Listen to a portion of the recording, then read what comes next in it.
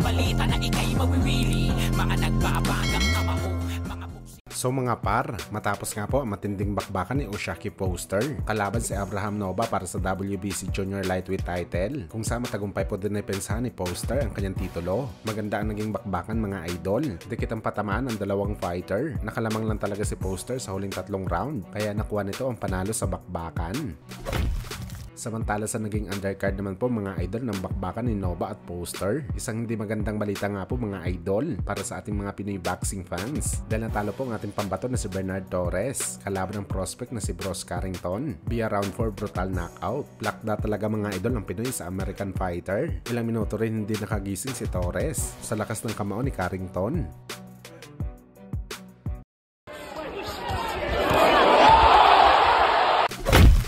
Sa kabilang banda naman mga idol, tila mukhang seryoso talaga ang 2 Division Lineal Champion na si Teofimo Lopez Jr. Natingusan ng Unified Welterweight World Champion Terence Crawford, kung saan mga idol isa daw si Crawford sa nagkumbinsi kay Teofimo na bumalik sa bakbakan matapos nito inanunsyo ang kanyang retirement. Naramdaman daw kasi mga idol ni Teofimo na may unfinished business pa ito na dapat tapusin bago nito tuluyan isabit ang kanyang boxing glove sa boxing sports. At isa nga dito mga idol, ang wasakin si Terence Crawford at makuha ang pagiging 3 Division Lineal Champion sa kanyang record. Naniniwala si Teofimo Lopez Jr. mga idol na kayang-kaya nito ibigay kay Crawford ang unang talo niya sa bakbakan, kagaya sa ginawa nito sa dating pound for pound boxer na si Vasily Lomachenko at Josh Taylor. Dagdag pa ni Teofimo mga idol, wala daw siya pakialam sa mga nagsasabi ng mga boxing fans at experts na nahihibang na daw siya para labanan si Crawford. Hindi nga daw umubra ang mas malaki na suspense, siya pa daw kaya. Bagamat hindi daw takot ang WBO champion kay Crawford, parehas lang daw kasi sila mga idol tao at parehas lang daw sila posible masugatan sa bakbakan. Isa lang daw talagang pinagkaiba nila ni Crawford, sobrang pangit daw nito.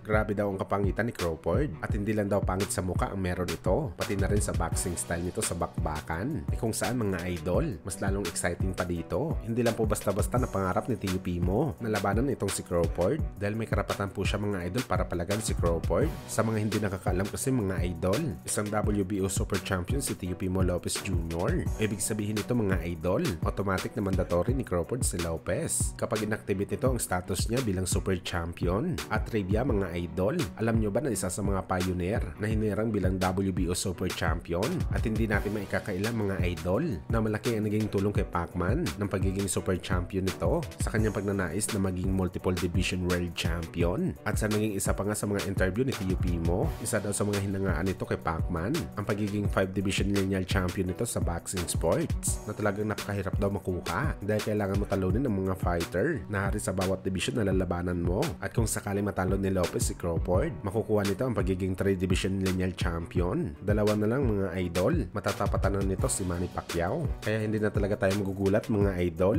na sa mga susunod na araw, mababalitaan na lang natin na ipag-utos na ng WBO ang bakbakan ni Crawford at Teofimo Lopez Jr. At sakaling magmatigas dito si Crawford mga idol, eh hindi rin po malabo na tanggalin sa kanyang WBO world title.